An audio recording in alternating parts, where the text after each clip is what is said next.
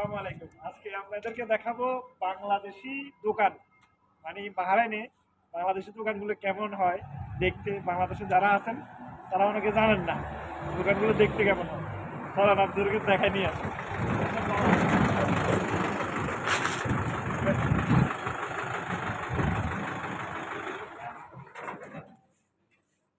আমরা এখন দোকানের ভিতরে আছি। এখানে অনেক সামান পাওয়া যায়। বাংলাদেশের থেকে অনেকে মনে করেন এখানে আসলে বিদেশে যারা থাকে তারা ভালো সবজি খাইতে পারে না। তো আসলে এটা একটা ভুল ধারণা। এখানে ভালো শাকসবজি পাওয়া যায়, কিন্তু সময়ের অভাবে সময় বাঁচানোর জন্য আমরা শাকসবজি খাই না, মাছ গোস্ত বেশি খাই। মানে ইজি ওয়ে যেটা আছে আর কি। তো আপনাদেরকে দেখাই।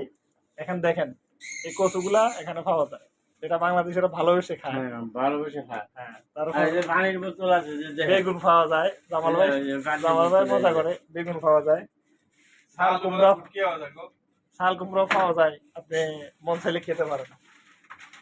সব ধরনের শাকসবজি আছে, এই যে মূলো আছে। দেখেন মূলা, ওকে, আলু, পেঁয়াজ, রসুন, এটার ভিতরে কাঁচামরিচ, ধনে পাতা, গাজর। এখানে আছে দুধ আইটেম এবং চকলেট, লাগলে খেতে পারেন। এখানে আছে ঠান্ডা জাতীয় জিনিস, cold drink, Pepsi, seven up, Mirinda. Okay,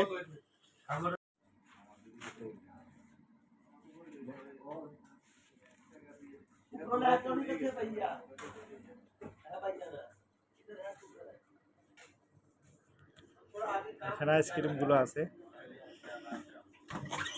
এখানে দেশি প্রজাতির সব রকমের মাছ পাওয়া যায়।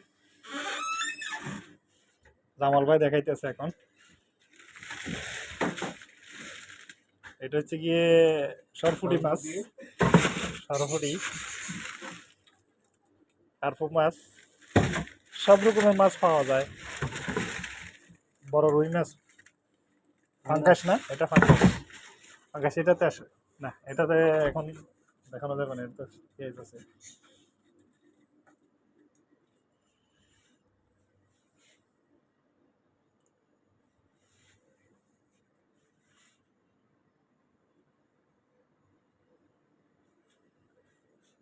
কি জিনিস?